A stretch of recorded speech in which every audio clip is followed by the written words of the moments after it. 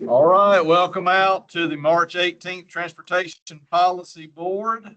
This time we'll call the meeting to order and ask for approval of the minutes from the February 4th meeting. Do I have a motion to approve? Do I have a second? Second. Is there any comments or corrections on the minutes from the previous meeting? All in favor say aye. Aye. All opposed. Next, we'll do public comments. Anybody wishing to speak at this time to address the board? Seeing none, we'll move off into our action items, amending the current transportation improvement program. I want to introduce Matthew Cushing. If you could give us some info. Will do so. Thank you, members of the board.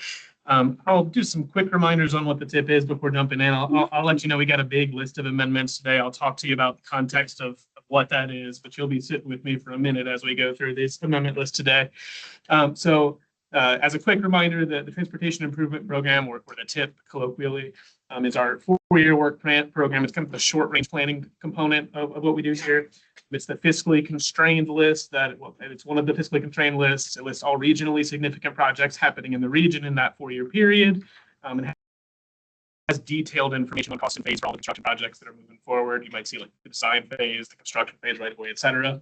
Context for today to keep in mind, we are in an overlap here between two TIPs.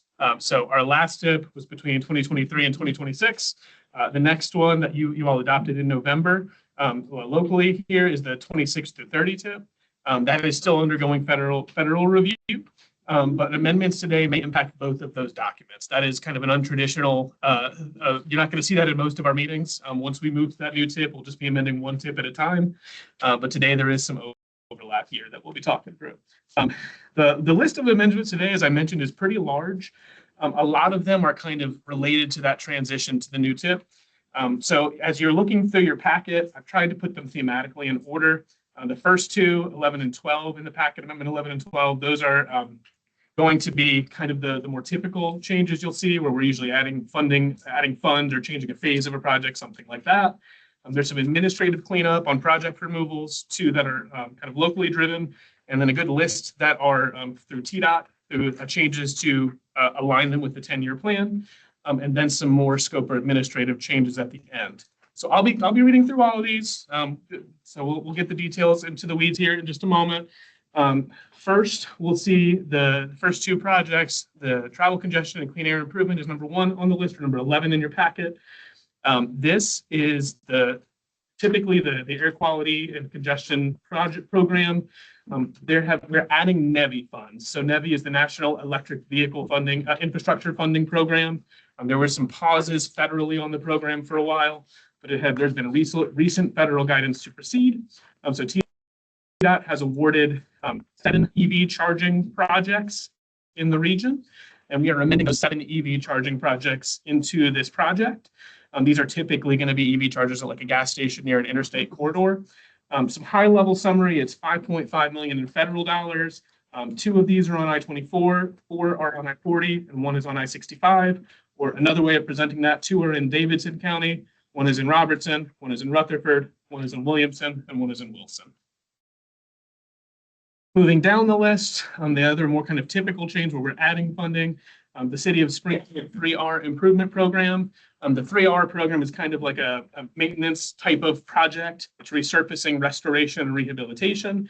What we're doing here is we're adding LSTBG, or what TDOT calls small city funds, to this project due to cost overruns. There was a project completed with local dollars in the area, the WA-Vatson Parkway Extension Phase 1, that we are moving those unused funds over to this 3R program. Moving down the list, we're into a different category of amendments, and these are the removed projects. The first 2 are local projects. These are projects that we put into the 2630 TIP because they had small remaining unobligated balances. So there were balances that we showed remaining on the projects. Upon review, they were small. We checked with the sponsoring agencies, and they were complete. So this is mostly to take off a project that is complete, that should not be in the next TIP. For reference, the Gallatin-Nashville Pike Sidewalk, this had about $60,000 in federal CMAQ dollars remaining. We're removing that from the list. The Hendersonville, Sanders Ferry, Drakes Creek Bike Trail had about $6,000 federal USTBG remaining. As similarly it is complete, we are removing it from the list. Then moving down the list, you'll see there's a big listing here of TDOT remove projects. At a high level, these are to align the plan with the 10-year plan that was adopted. This will be a longer list than I'm reading through. I think there's roughly 10 or so that I'm going to read through to you here.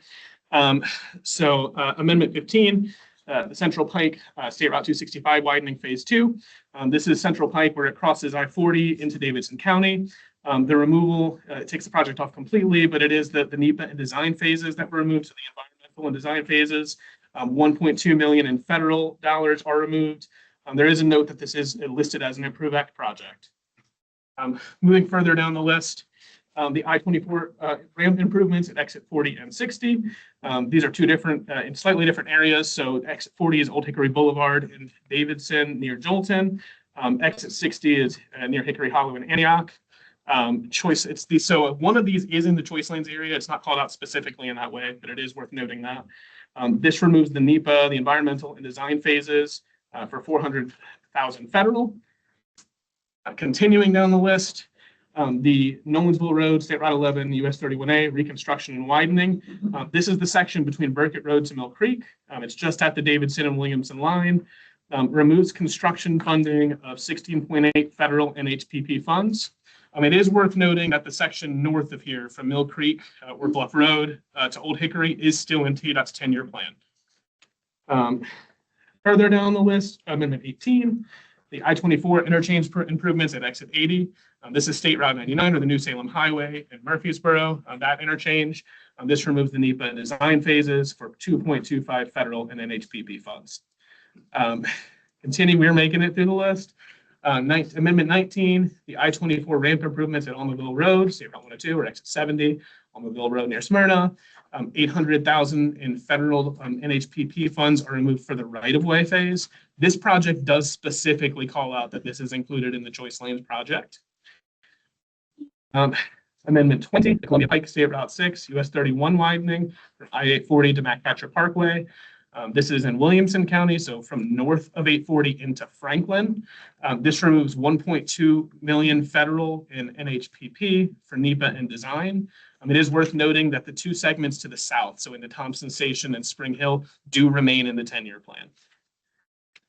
I-65, Amendment 21, I-65, State Route 441, Moores Lane interchange reconstruction. So the Cool Springs area between Brentwood and Franklin removes 1.2 million federal NHPP dollars for NEPA and design.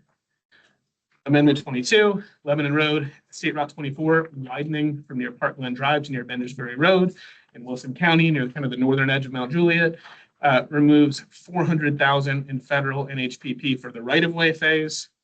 And Amendment 23, I-24 widening from Old Hickory Boulevard to I-65. This is the I-24 segment where the I-24 and I-65 split occurs. So from there north to Old Hickory, 1.6 million in federal dollars removed for NEPA and design. Pause and breathe for a moment. There's some more on the list, but those are the TDOT removals category. The remaining four are TDOT projects still, but these are kind of more scope or administrative changes. I'll talk through the four of them. They do not remove the projects, generally speaking. What they do is they make changes to the scope or something like that. So Amendment 24, the State Route 65 spot improvements. This is spot improvements, including a truck climbing lane and a bridge replacement. As this was originally scoped, it was a 6.1 mile improvement from I-24 up to near Jolton, up to Old Highway 431. The scope was reduced due to cost, basically, is what we heard at TCC, starting instead now at Coopertown Road as the southern termini rather than I-24. Further down the list, Amendment 25, State Route 96, the Old Fort Parkway from I-24 to near US 1, State Route 96. This is an administrative correction. The termini was listed in the original adopted plan as essentially the termini from that State Route 65 spot improvements. That is corrected here. So now the termini is going to be Robertson County on Old Fort Parkway, just as described in the title here. Another mostly administrative amendment is the next one here, Amendment 26, State Route 109 Portland Bypass. So if you're familiar with the Portland Bypass project, it has two segments, a north and south segment moving at different phases or moving at different speeds. These have both been included in prior planning documents before, but as shown in the adopted 26 to 30 plan, we only have the southern segment. So this just amends it to include both the north and the southern segment in the project listing. There was a note at TCC. We had the project cost as just the southern section. We have also increased the total costs to represent both phases of the project. And finally, there's one addition since the last adoption. This is the Amendment 27, the widening of the Vietnam Veterans Boulevard, State Route 386, and Long Hollow Pike, State Route 174, the Offutt Drive connector. This adds a new project, which was still being discussed. The scope elements were still being determined at the time of the TIP adoption in November. This is the area of 386 into Gallatin. I'll note there was some discussion that some of the long-range planning documents show transit managed lanes on 386. This is the segment further to the east of the Improve Act area that declared that. So this is not the area listed in the Improve Act as having transit managed lanes. It does include a split diamond interchange at Greenlee Boulevard, and it adds 18.5 million in state right-of-way, as well as local right-of-way dollars, 7.86 million in the year 2026. Whew. All right, long list. Yeah, we'll go ahead and open some questions. Yeah. Mayor Moore. Move disapprove with comment. We have a motion and a second, so let's discuss this just for a moment. So what discussions and comments do you want to start us out, Mayor Moore? Well, I think I'd start out by anytime it says remove projects, that's a real flag for us. We've been through this before, that projects were removed from without any notification.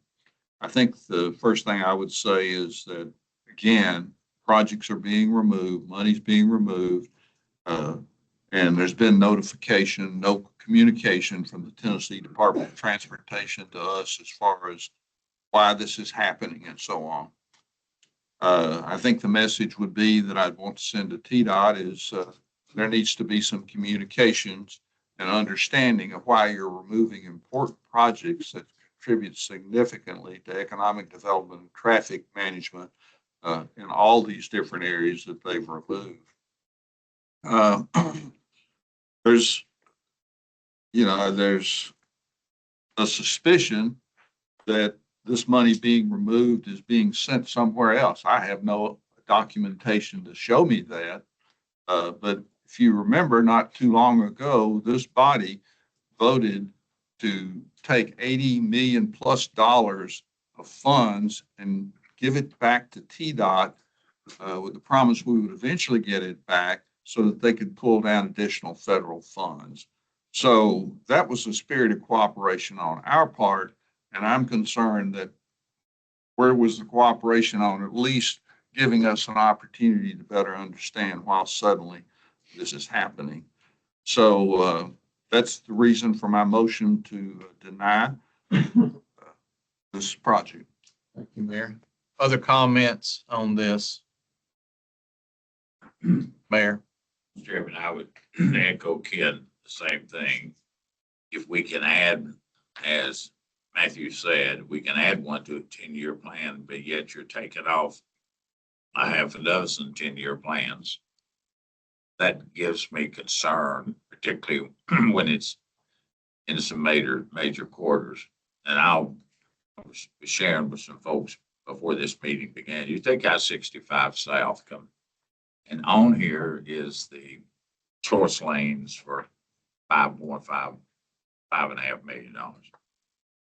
But until you can fix some of those interchanges, such as Moore's Lane, until you can fix some of the interchanges at Highway 96, just coming right on down, whatever the project on the choice lanes is going to be, it's just going to be ramped up, amplified.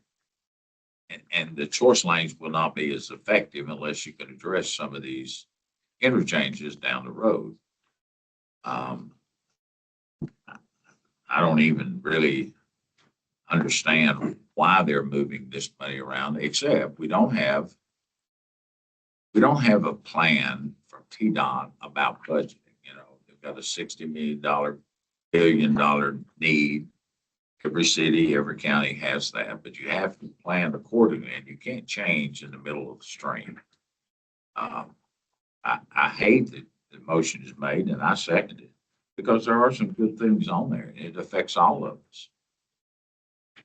But it's not looking good to improve the traffic conditions on I-65 and some of the other areas. Mayor, other comments or any, do we have information from TDOT on these? Mayor Clary? Oh, I'm sorry. Comment, if I could, that I had a note. I question the ability to remove projects that the Tennessee General Assembly approved in the Improved Act. And all of a sudden TDOT's removing those projects. So I would question the legality of that without legislative action. Sir, Mayor Clary? Just procedurally, would it make more sense to remove some lines here and so we can pass the main motion?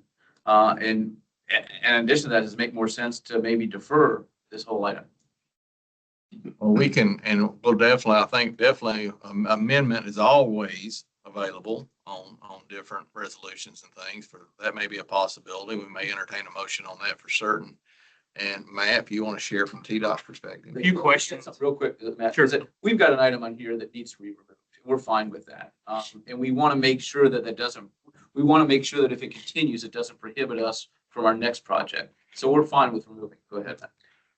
The first question is, these amendments are in the 2630 tip, correct? Yeah, that was adopted by the board in November. Okay. Yes. Well, and it's the overlap is in both years though. Yeah, but I mean, At both tips. but the amendment in the 2326 tips cannot happen at this point anyway, because the tip is frozen. Right. So these are discussions on a draft tip in the context of whether or not it's been approved, because we are still waiting. We just received STIP comments yesterday, I believe. So we're addressing those now in order for the STIP, which includes your tips as reference, to become the official document. So these are not technically being removed from the tips because they were never really there to begin with at this point. So I'm going to agree with you on the sense that there's not a sense of urgency today to take action. So deferral is probably the best thing to do on these. We wanted to make sure you had this information as soon as possible. I will share it with the TCC, and we have a perspective on what's happening here that it's really just reconciling with the 10-year plan, which is a new thing since. That's the other thing I wanted to bring up too. But what I would say is that it's probably wise for the board to defer action on these, because even if you approve these TIP amendments today, they're not going to become effective or accepted by Federal Highway Administration until the STIP is certified. So Now, as far as the questions or the comments regarding like this not being known, I think is kind of surprising, because the 10-year plan has been around for three or 4 years now. And that's always been communicated, but that is our fiscally constrained list of projects that have to move forward. So these projects that are being taken out are from a previous discussion prior to the TMA and the fiscally constrained 10-year plan. So we can't, nothing's happening with these projects. Now, I will say that the I-65 portions of these projects that you're talking about are included in the PEL that we've just started to kick off. So they are not being removed or neglected when it comes to the need for them. They're just being absorbed into the PEL, similar to what happened in Knoxville with 2 interchanges, Watt and Campbell Station, when we started the West Knoxville. So they're still important, but they are just not a project that is identified in a TIP or STIP at this point. So, And I appreciate that. And just for, because some members may be a first time controversial thing at a transportation policy board. A few years ago, we were meeting in another location. We were over at the library downtown. And I remember getting a TIP report laid on everybody's table. Previous different administration, some of you guys wasn't even there, that's presently in your position at TDOT. And, you know, I did like you do. I looked up and I went, let me go find Portland. Right? That's what you want to do, right? And it was removed. The bypass was removed. And so the vein on my neck popped out and my forehead turned red, and I immediately went to somebody and said, what are we doing? This was one of the longest serving projects, and now it's off the paper. And we had a similar conversation today. Well, wait a minute, we had this, and we had to reorient. So one thing that probably makes sure that we probably are doing is we have multiple projects, we're busy, we got things going on, making sure someone is having a direct line of communication, because, you know, when a mayor sits down and they look and they go, wait, why is that? That don't sound good when it says remove, right? And so I think make sure we're all prepped, however best we can do that, communication lines wise, to make sure we're doing that. And a full explanation, I think, would be helpful, because sometimes it just looks very dramatic at the beginning. So however we could go about doing that would be very helpful. So before we move forward, before I offer up a next step, any other comments so we can, yes, sir. I mean, I'd like to echo what Mayor Moore and what Mayor Anderson said. And coming up, I mean, I'm one of the relatively new people you're saying. I've been to at least 2 meetings just with TDOT in the past, 4 months, where you've called us together to talk about this stuff. And we talked about the 65 corridor. And there wasn't one of those where we're saying we're taking the only project in Brentwood off the table. And, you know, there wasn't one of them where what you're saying came up. And this doesn't say to me, we're moving it from here to there. This says to me, we're taking it off the table for the foreseeable future. So I appreciate, you know, what you're saying, but it does not feel like a very good problem-solving process or a very good communication process. And it makes me question some of the value of attending these TDOT meetings if we're not going to for real talk about this stuff. Understood, and I will. And I think TDOT likes it when we rep for TDOT for funding and stuff with our local Sure. reps and other people. Yeah. I feel like you're fine with coming to us for help, but I'd like it to be a joint problem-solving process. I will work on a communication process that better identifies these issues prior to, I guess, the first sight of them in an agenda packet or at a TCC meeting. But it's not that these are not important. It is what has been communicated through the 10-year plan, that we are now fiscally constrained, and what gets started gets finished. So having these in the tip really just holds on to program money that can be put somewhere else, because TDOT is not moving them. They're not active in the delivery process at this point. The planning of them can still happen. And that's what I'm trying to say, is that in the Pell, these will be looked at and incorporated into a much bigger project that will become a 10-year plan project in the future. So, and Improve Act projects, the ones that are being removed, statutorily, we still have to deliver those. So what I think was the misconception was that there used to be a timeline associated with the completion of the Improve Act projects, and that has now been I guess it's, for lack of a better word, the timeline has been extended. There is no real timeline because of the money situation that came afterwards, after the adoption of those 962 projects. So you've got a full room of people that want TDOT to have money so they can do the projects. And these are Help us your work projects. with- These are your projects. I agree, They're they're not our TDOT. projects, but help us work however we can with TDOT to find that money, encourage our General Assembly. You know, we're all smothering in traffic. And, you know, we're bragging about you're a pay-as-you-go state. Well, that's not necessarily something to brag about anymore, because it's affecting economic development. I hear about it every single day, how bad the traffic is. What are you doing about it? Yeah. Cities are putting money into TDOT projects, and we need more money. Sure. Help us work on our legislature. Help us Yeah. tell us what we need to be doing and communicate with us. We're partners. We're supposed to be working together. And The governor's most recent budget includes another 425 million of general funds to be put towards projects that are in the 10-year plan to help accelerate these projects. And I think, you all as mayors of cities and counties have the same situation that TDOT's in, where you have a greater need than you have resources. So money is definitely scarce when it comes to the amount that is needed.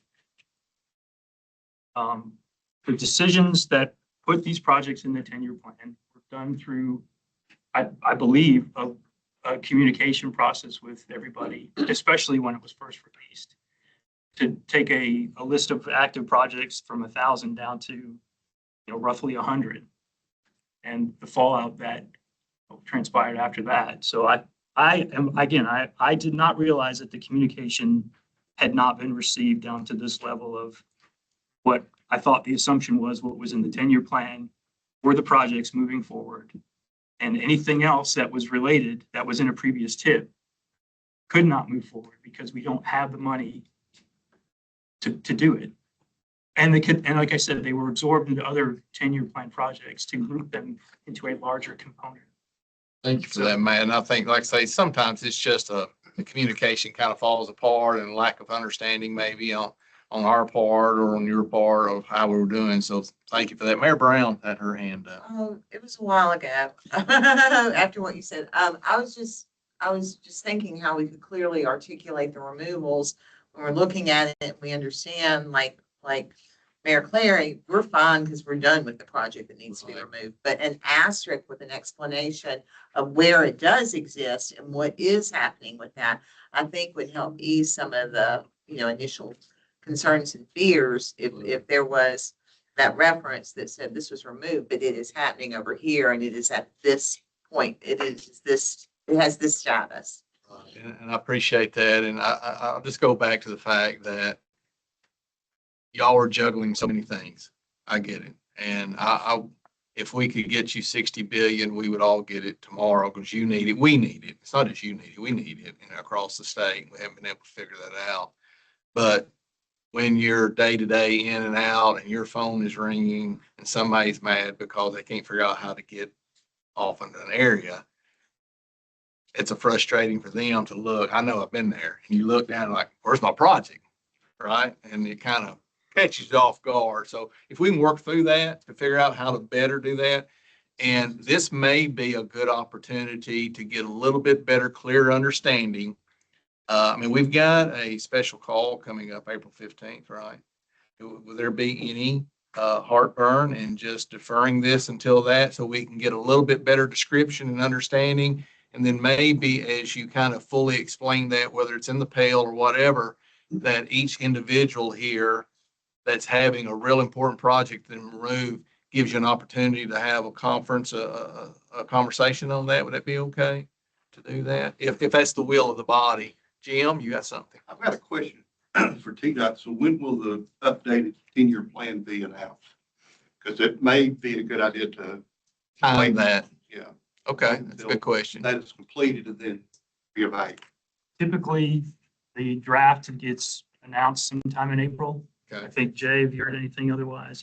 No, I know the process will be that our staff will meet with the governor's office, then show it to the General Assembly. They vote as part of our 10-year plan would be part of the 3-year plan. And they want to be out probably by April 15th. I cannot speak. I know, but I'm just saying that on an election year in session, they're wanting to wrap this thing up soon. So I got a feeling they're going to have a review of it fairly quickly to settle this. Yeah, Okay. that's based on past announcements. Okay, Michael. Mr. Chair, I was going to offer a little bit more perspective. One, I know the 10-year plan is coming with a lot of growing pains, but it's a really good thing that the department is doing to provide a more realistic portrayal of the commitments it can make over the next decade. It is admittedly overcommitted resources previously. And I think there's just going to be a period of reconciliation. And part of the frustration, I think, Matt, and we can type up some constructive input to the 10-year plan process, is it's updated every single year. And the timing of that is always in sync with TIP updates, RTP updates, so on and so forth. It's also a challenge sometimes for locals to truly understand what is in the 10-year plan. I mean, there are still groupings in the 10-year plan that are leading to design and engineering work on projects that are itemized in the TIP. So I think it's the 10-year plan. It's a 10-year plan, but it's updated every year. And then the level of detail in the 10-year plan doesn't always match up with the expectations for programming. So I think our staff might have some suggestions for how to do that better in the future. But I do hope that we all have a little bit of patience, figure out how much money we really need as a state to move your projects forward. And then, as the mayor mentioned, make sure that's clearly communicated to the state legislature and our congressional delegation. Well, I think the notations maybe on the resolutions, as Mayor Brown mentioned, maybe a little bit greater level of detail on that. And it kind of breaks each one of them down, says this is where this one is, and this is the expectation and where it lies. That would be very helpful, especially when you get a packet and you're reading over, you get a little. We will, just for your information, we do attach the detailed tip sheets to the resolution. Laying the layers out so it's easily to see could be helpful for everyone. So would you have more level of comfort if we deferred this resolution over to April 15th? We'll let them re-say the motion, so everybody be understanding. But I think transparency is very important here about money and what's going on, and just everybody be sure that we know on the record what we're doing here. And we're talking about 11 through 27, right? Yes, sir. On these projects that's listed here before us, it has some that's revising scope, revising funding. We have several that are removing projects. Some of those projects are basically done, and they just need to come off the list. Some of them are significant projects to communities that thought maybe the expectation was a little quicker than they were. So right now we have resolution TPB 2026-05, the resolution amending the Transportation Improvement Program for federal fiscal years 2023 through 2026 and 2026 through 2030. Currently on the floor is a motion to deny with a second. That's currently where we're sitting. So the question is, yes, sir. I'm willing to entertain this because I understand the other cities about removal and having concerns there, but as representative of Springfield, we have adding funds and it'll stop our project, and we're ready to go to bid. And I'd be open to this with some amendments on some of these projects. Okay. That's our concern. Mr. Chairman, I'd like to withdraw my motion and make a new motion. Okay, yes, sir. So we have a withdrawal on the original motion. Does the gentleman gave a second, willing to withdraw his? Okay. And yes, sir, Mayor. Motion to defer, and I need a date suggested from staff to what date that they can be prepared and what date TDOT can be prepared. Mr. Chair, I could provide 2 points of clarification, one on the date and one to your concern. April 15th would be our next board meeting where we could present amendments to the TIP. As far as your concerns, action today is not going to speed up the obligation of your funds because they're not going to be, these amendments are going to be accepted by Federal Highway until the STIP is certified, which is going to be a date after the April 15th. I'm assuming it's going to be after that April 15th board meeting. And if you do have money already in the TIP, it can be obligated. So hopefully we're talking about them around the margins here on your project, but deferring action today isn't going to harm you in any way. No, I understand. So, yes, ma'am. If there are concerns on the package as a whole a month from now, is there an ability to separate out ones that are being removed from the 10-year plan versus all the others to allow I believe projects this to body move will forward? have a lot of leverage to decide its path going forward. So right, did you make a motion for deferral yet? You wanted to wait on the date, so April 15th? I made a motion to defer to April 15th. All right, we have a motion on the floor to defer to April 15th. Do we have a second? I'll second that. We have a second on that by Gerald. Other discussions before we move forward, and really on deferral, usually all we discuss is the timing. So we're going to do it April 15th. So is that, Thank you, Mr. Chair. I have a question on Amendment 13. The Nashville Pike sidewalk, are the CMAQ funds going back to TDOT in this case, or will the MPO still have some purview on programming those CMAQ funds? I don't know if that's a question for Matt or. That money would go back to TDOT to be used on something else. If this is a removal. So on that reprogramming of funds between now and the deferral meeting, we could also find out, did you already have something identified for that? That would maybe be a good thing for this group to understand if it's going to remain in the same MPO or is it somewhere else? So, Correct. yeah, okay. Now CMAQ dollars are limited to urban areas that used to be, or at one time were designated non-attainment or maintenance for air quality, ozone action. Harold Collins. Chair, I want to follow up. Michael, am I hearing you correctly that we don't expect time sensitivity to actual availability of funding related to these items? Yes, sir. I mean, there's no time sensitivity with respect to your action. There's definitely time sensitivity with respect to moving projects forward because time is money. But like I said, deferring action today to April 15th is not going to push out any obligation because the feds have not certified the new step, as Matt mentioned at the beginning. We're not jeopardizing anything, but we are moving it for clarification. A little bit deeper in depth of the projects. That would be okay. And we do want to encourage that for those, and before everybody leaves today's meeting, if you have a project that you are definitely concerned about, you have TDOT representation in the room, make sure you touch base with them and figure out how to get a little bit more in depth, and we'll clarify on our next. That'd be okay, Matthew.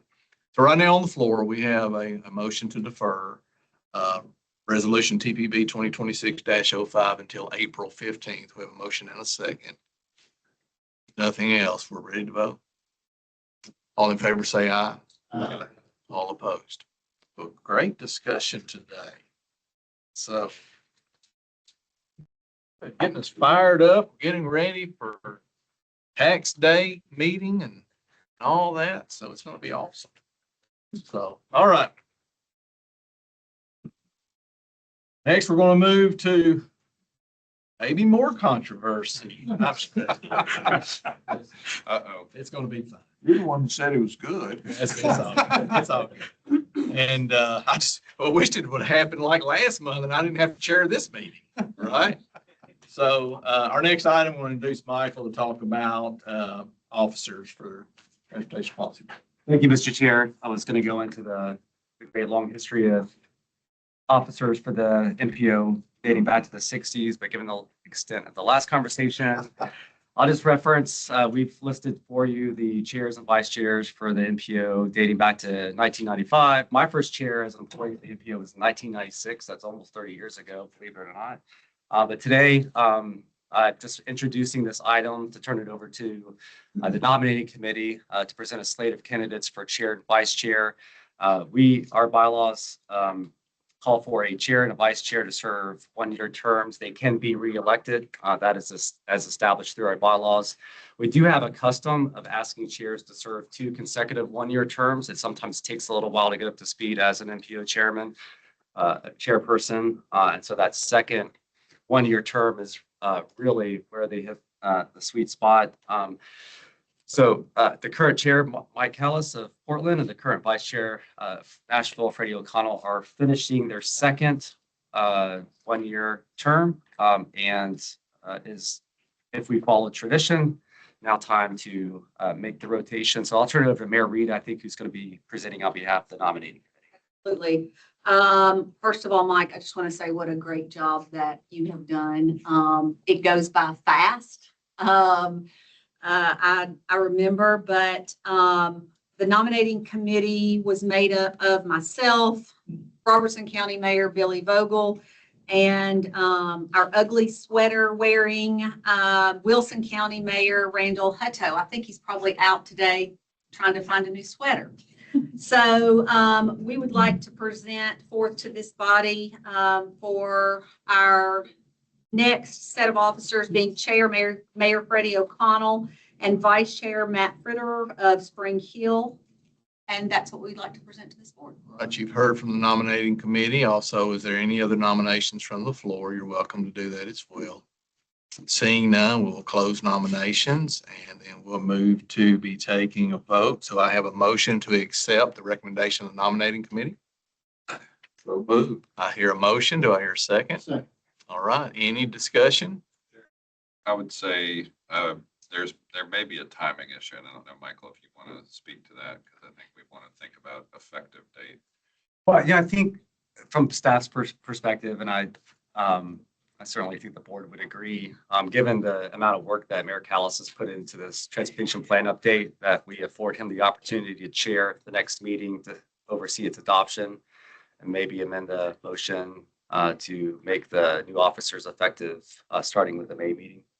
Would the original mover accept a friendly amendment? All right, I have a motion on the floor to amend by adding a date. Is there a second to that? Second. So that Mayor Callis can continue the train wreck of this meeting until the next one? That's what I kind of heard. That's what and so Let the minutes please reflect that. reflect that comment. So any discussion on that? All right, all in favor, say aye. All opposed. All right, congratulations to both of you. All right. Regional Transportation Plan update. Michael? Thank you, Mr. Chair. I'm going to be pretty streamlined here. This is really a call for you to take a look at what we have posted online as of yesterday in terms of the documentation that has been presented as the draft regional transportation plan. But more importantly, for all of you sitting around the table, we ask that you look at our full list of identified transportation priorities.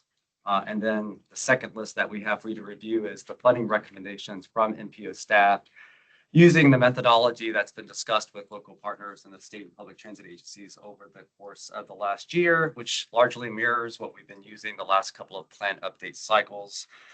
You'll find online information about our revenue forecast for the next 25 years into the future out to the year 2050. I've got a couple of slides here. They're difficult to see. I'll just bottom line it. We are estimating a total of just over $17 billion in federal formula grants and matching funds over the next 25 years. So it's our job as a MPO to prioritize those funds for specific programs and projects within the MPO's regional transportation plan to enable them to be programmed in the TIP once the funding is appropriated and made available for such programming. So that's where I'd like to draw your attention to the handouts here. This is also online for you to zoom in a little bit closer to see what you're looking at. We'll also be relaunching the online database that contains this information. That is offline right now while we reconcile the lists, but you have available at a PDF downloadable the funding recommendations.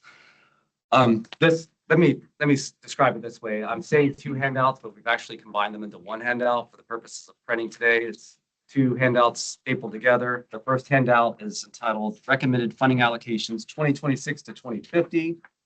This handout links to the second handout using that first column called List ID, right? So that List ID is how you're going to find a description of the projects where there is a funding recommendation. The second handout begins about page 4 of the handout.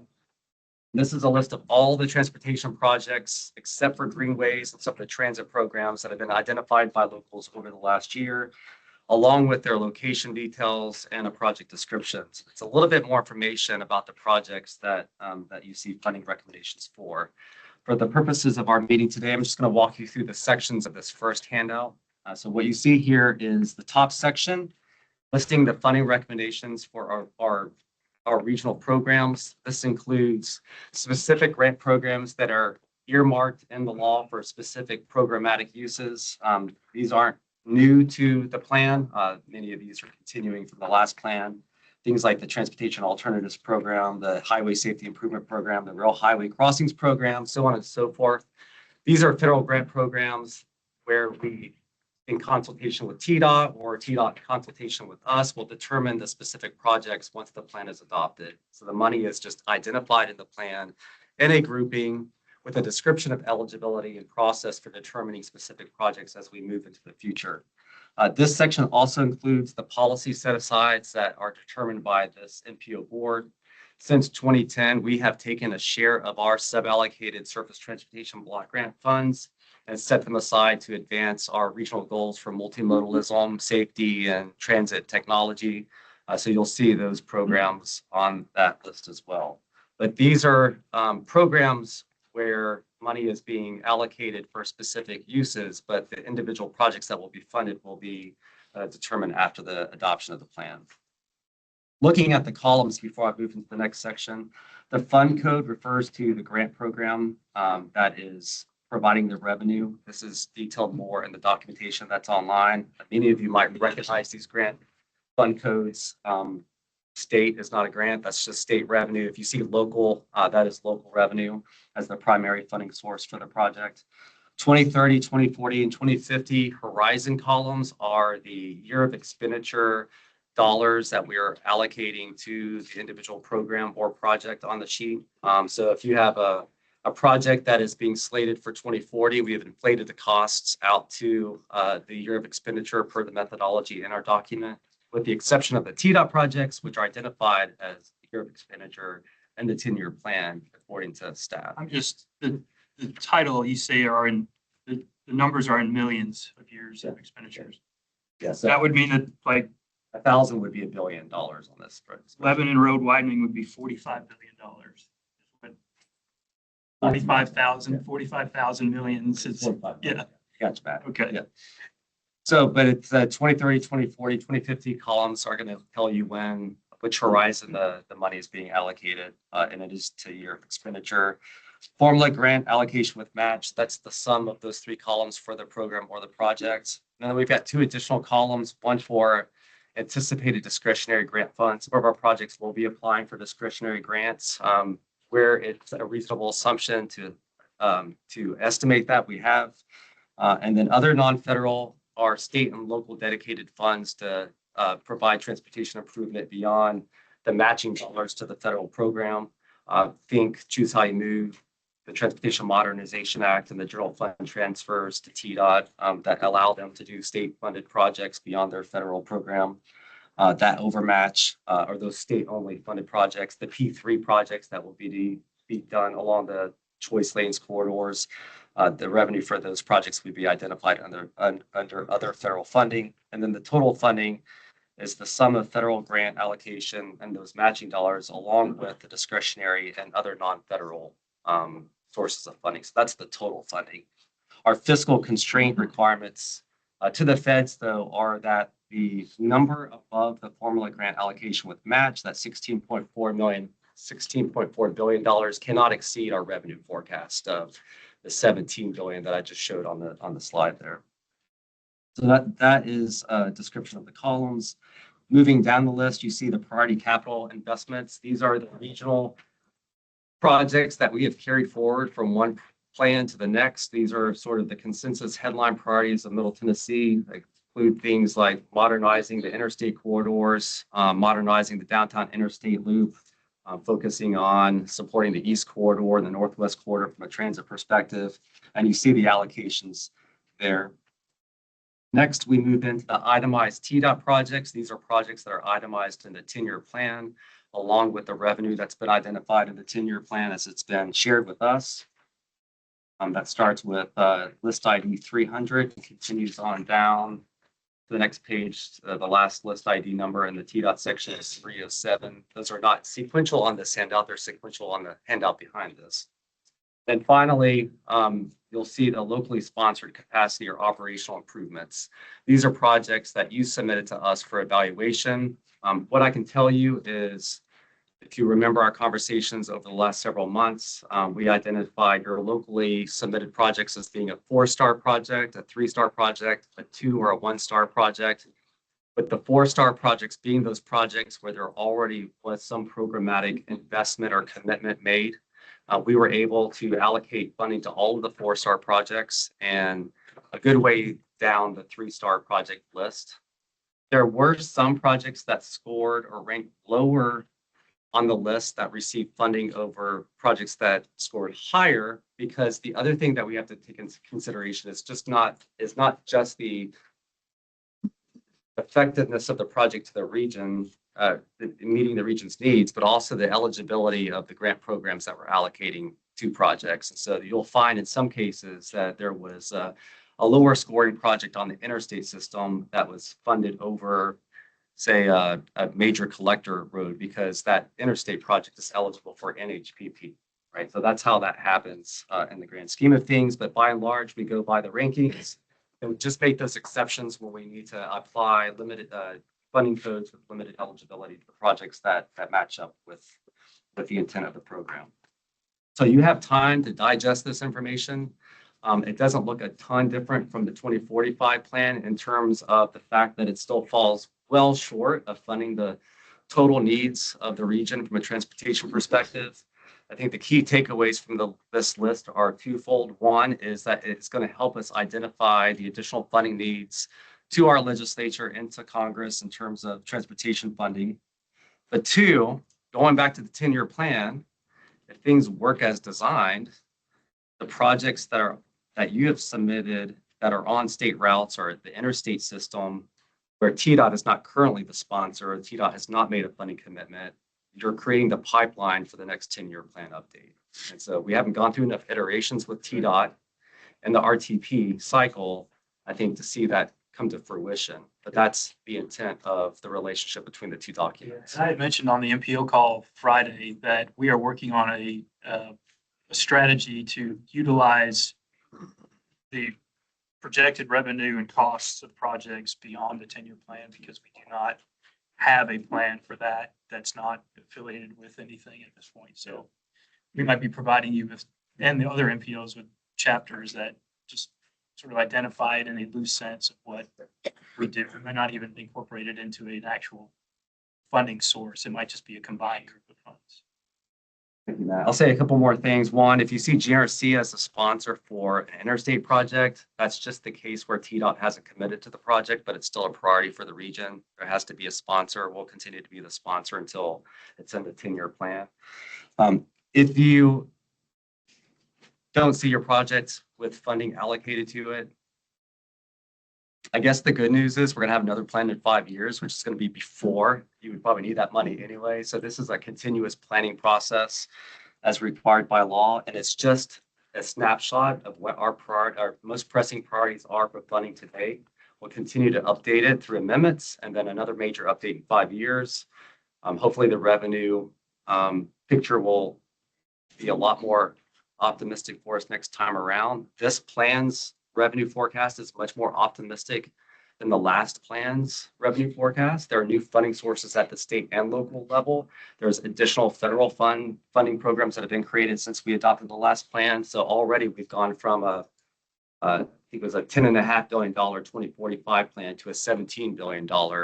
Actually, when you add in the state and local funding, we're up to a $31 billion plan this time around. So we did move the needle on funding between the last plan and this plan. I think by demonstrating it's still not enough money, hopefully we can that needle more resources for transportation. I know you'll have a lot of questions for our team, but I do want to thank you all for your hard work through this process. We have a lot of projects in this region. We rely on the information that is provided to us by local governments and the state DOT, and this information is constantly changing. It's difficult to get everything lined up all at once, but we'll continue to do as best we can leading up to April 15th so we can answer all the questions that you have. I will make a plug for the April 1st TCC meeting, but we'll be doing a much more in-depth presentation of the draft plan, including a recap of the methodologies and that were used in the evaluation, as well as some key takeaways from the essentially the real-world implications of the funding strategy that we've presented to you this morning. That is all from us, Mr. Chair. All right, thank you, Michael. And just listen, this is a tip. If you're not as familiar with this, all you need to do is go through these columns. You find the county or city, you look for your county, your city, and say, does that project affect me? Go through there and see how it's done. You'll have questions. You contact staff. They'll walk you through it, because if you're new to the process, you're not that familiar, you may not know the difference between a TAP grant and STPG or whatever the case may be and who's got money where. They will answer those questions for you and walk you through it. So just go through this entire packet. You look for something that's in your county, your city, and then you'll read it, communicate back. If you see an issue or a problem, it'll be a help to you. Yes, sir, Mayor. Can I ask Matt or Michael, either one, would you include the bridges in each of our counties? Would we include them in the project listing? Ones that are acceptable, failing, when they're to be replaced, because those cost money, and that's not something, as a general rule, this group sees, but when a bridge, and all of us have bridges in our community, some more than others, of course. Those dollars have to come from somewhere. There's the bridge program funds that do a lot to help push those forward, but I can work with our structures group to. I just think, if you're going down the road, we think of, you name the road, if it's got a bridge on this part of the operation, but actually what often happens, you get some of the bridge money to help offset that. But if we had a list, which we've never been provided, Michael, is a list of the bridges in your county that are scheduled to be replaced. I think that would go a long way about helping some of this funding model. Yes, sir. We've asked, it's been a tough nut to crack a little bit. It's, Now, we can give you a list of bridges that are in a condition that would warrant a repair or replacement, but, TDOT takes the lead on determining which bridges to program in the short term. If that's possible to do, I think it'll be helpful for you, the ones that are in your community. They all have the inspection reports. They may give you a little bit of insight. Hey, this may be a problem in the future. This is a serious problem now. That could be tagged in, because that could have got mailed to you, that report, to someone at your staff. You never seen it. It come into a public works, or it came in previously and you've taken office. You don't even know about it right at this time. Jim? I believe that's correct, because we actually received a list from TDOT through our city engineer. So there is a list out there. Yeah, and you just may not be aware of it. So if you can kind of consolidate it, that could help us for sure. And the other question that the mayor's had before, maybe a couple of times, is just what are the criteria that the state is using to determine that list? I won't share the answer we got last time we asked that question. But Matt, if you could, I think your team probably plays a big role in determining criteria for scoring bridges for repair replacement. No, not necessarily. It's something that we include in our plan, but not the actual criteria. A failing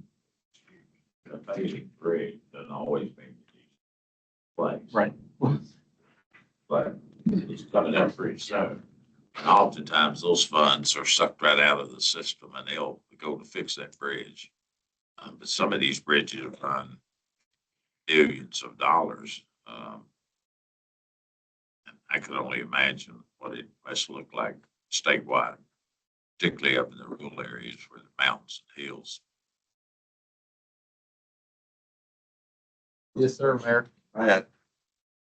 He held a carrot out there called 456 million. 425. How much? 425. 425. Used already. How will TDOT plan on programming that money? Well, that is going to be part of the 10-year plan draft. If it's assuming if the governor's budget does get approved, that would include the money associated with that into the 10-year plan. Through the statewide partnership program or anywhere in the 10-year plan? It could be part of statewide partnership. I don't know. Again, the conversations that are happening on the 10-year plan development are not necessarily part of what planning does. So the money is being worked with our program group to determine where that money would best reside into that, if it does become part of the budget.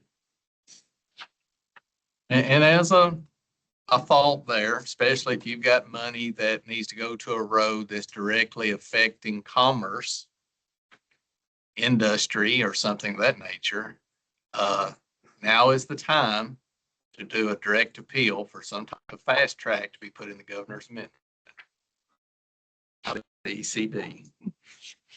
Just throwing that out there. If you're tracking that may help you. So, okay. All right. Yes, sir. I guess just to tie back to the tip discussion, is some of the projects that were removed, I assume it's safe to assume they either made it into the TDOT 10-year plan section or potentially the GNRC sponsored project section. We've been looking for that, but because they were likely four-star projects, the answer to that question is probably yes, but we're going to be double checking to make sure that they were all captured. It's a good question, Sean. Most of them will be under the GNRC heading if they've been removed from the 10-year plan. And we thought about just blaming you, Sean, just to say, hey, you did that before you left, but we decided not to. So, all right. Any questions on that, Michael, before we move to reports? Anybody have anything else? So next up, we'll move to TDOT. Matt, Jay, when y'all want to give any update? I think I kind of said what was on my list to talk about was the STIP update. Again, we received comments yesterday of varying degrees of complexity. I don't know how many pages we got, or how many we actually received as far as, but we are actively addressing those now, and we'll get back with you if there is something that our federal partners identified as a question or a comment. We are still hoping, again, our current STIP or TIP is good until September 30th of this year. So we still have plenty of time to get into that, and unfortunately, the ability to make changes to the current TIP are not available at the moment until the plan gets adopted. All right, thank you, Matt. TCC, I'm sorry. You have something? Chairman, do you mind if I share? Absolutely, love for it. So I wanted to make everybody aware that we wrapped up our choice lane public meetings as part of our development process. Those were a couple weeks ago. Mayor Reed, Mayor O'Connell, thank you for hosting those. They were very well attended. Lots of good dialogue took place at those. Comment period ends March 26th. It's still open if you or your constituents have comments they'd like to contribute. There's multiple ways you can do that. But we thought it was very successful. Want to remind everybody while we're here, I know there's a lot of pavement challenges out there. Potholes are blooming, and we've been working hard to mitigate those. We've been pushing contractors to start bringing crews back in early since we've had good weather, and to start milling and paving a little sooner than they wanted to. So we put some pressure on them, and so we'll see some work on those things. I did want to mention this group is that on our bridge rating program and our bridge inspection, the department inspects all the bridges in the state, whether we own them or not. And there's been federal changes on the way the weights or the weight rating is done on the bridges. So in the past, I think there were 3 types of trucks and a certain loading, and now there's 28 types of trucks and a more aggressive loading. We do an analysis on those, which you'll see if you've noticed our bridges, they have weight postings. And so that process is changing, and it's affecting our bridges too. And so I guess the best way to say this, it's not affecting them in a good way, is that the rating, it's causing things to pop that have not popped in the past. And so I just want to make everybody aware that you may see some requests to weight post some of your bridges in cities and counties. And this is happening to us too. We're having to mitigate some things. And if you want more information, we can get the technical experts in the room. But I want to take a second to remind everybody of that. Thank you for that, Jay. So we've already experienced that with one, on Lebanon Pike. So that creates big problems for buses as detours have to happen. So if we can have some early on coordination that includes transit agencies, that'd be great. Thank you. That's it, Chairman. Thank you. Can I ask? Yes, sir. Chairman, if you could. So what happens in so many of the rural spots of the counties? Let's take 840. You'll have a road drop off, not too far from where you live down in Burwood. So it's a winding road to get back over to Spring Hill. And so they want to take that road on the backside. The road's hardly wide enough for 2 Volkswagens to go through, much less trucks. Yes. So when you say posting on a bridge, you've got to have somebody that's going to enforce that posting. Correct. And that oftentimes is a very difficult chore if it's in the city or if it's in a county. And really, they don't pay a lot of attention to posting. There has been always a standing rule that, trucks are entitled to drive on roads because they pay for those roads, just like you and I are a private passenger automobile. Maybe some legislation could be embedded that on posted bridges that are on a certain weight, trucks are not. Therefore, you put some teeth in the law so when the city or the county goes out there and rides somebody, because a lot of these guys are traveling back and forth, and they could care less about posting. Correct.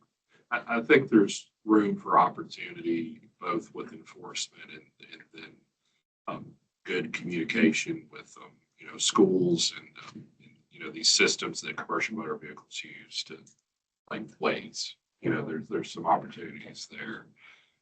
But yeah, Mayor, I agree. I don't have the answer.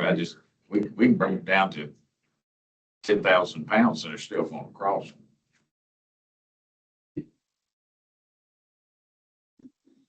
Back in the old day, you just put 1.5 inches of new overlay and they raised the tonnage up on the sign. So maybe that's. Or they go get an ag tag and they can ride on them all day. All right, well, thank you for that. TCC, Jonathan couldn't be here. He just wanted to send his comments that he appreciate the GNR staff for their hard work. Please tune in to the next TCC. If you're able, you can always log in online and kind of watch the meeting, give you an idea of what's going on there. A lot of this information will run through TCC before it comes over to us. So nothing from me on my report except April 15th. I need to be here at that meeting. Hopefully you get some good information between now and then to understand your projects on this resolution that was deferred. And so Daniel, for staff report. Thank you. We'll be brief. We're running up against time here, but I'll turn it over to Matthew for the tip status report. All right, so you have a more detailed report in your packet, but as you probably know, we show you how we are running on obligations versus the programmed amounts in the TIB. A comment for you, you might recall in our prior meetings, you saw this was around 80 or 90%, something like that. Because we are in the new TIB period, we're starting to count from that 26 to 30 TIB. At this point, about 8% of the period has passed and 10% of the funds have been obligated. So we are slightly ahead there. Feel free to stick around and ask me more questions on this. I will say as a caveat, as we're doing a lot of adoptions with the RTP and the amendments we've been discussing, these summary numbers will shift around a lot in the next few months, and then it will stabilize again to be more predictable. I'll pass it back to Daniel. All right, thank you. So quick reminder on our planning work program, transportation planning work program, the UPWP. We every year we request new information from you all. We've announced this at the last couple of TCCs. We did update this in the summer or fall of last year, so it's relatively new. But again, this incorporates all of our regionally significant planning activities and unlocks federal money for planning activities, much like the RTP does for actual infrastructure projects.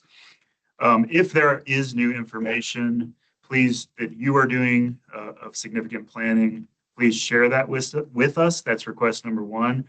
Request number two is if there's something you think we should study as a regional priority.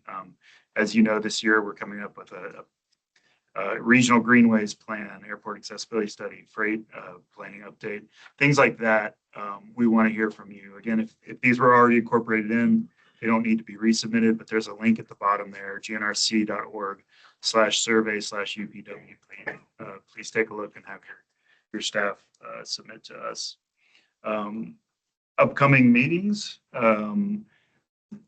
Again, the April 1st Transportation Coordinating Committee, we will go into a much deeper dive on the RTP methodology and again, the Unified Transportation Planning activities that I just mentioned as well.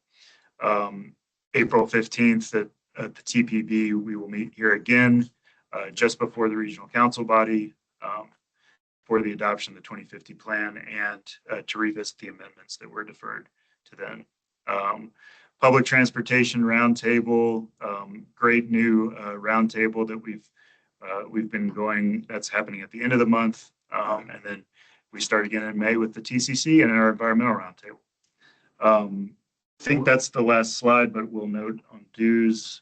There is dues information in the packets. These were announced at TCC, so please make sure to check that out. Anything else from you, Michael? Yeah, just a couple of things. I mean, big shout out to Daniel and Matthew and Andrew and Will and Connor, the transportation team. This is their first plan update with GNRC. A lot of y'all are new. A lot of people at TDOT are new. People at Federal Highway are new.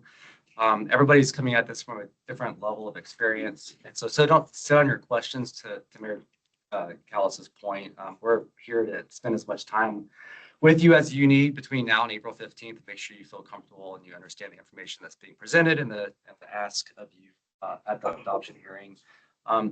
Lastly, just want to let you know, we've got to clear the room pretty quickly. We've got another meeting in here at noon, so we'll need to flip that room. You're welcome to stick around our offices, but just outside of this room here. You Appreciate don't it. have to go home, but you can't stay here is what you was just told. Hey, any other business? All right, we're adjourned.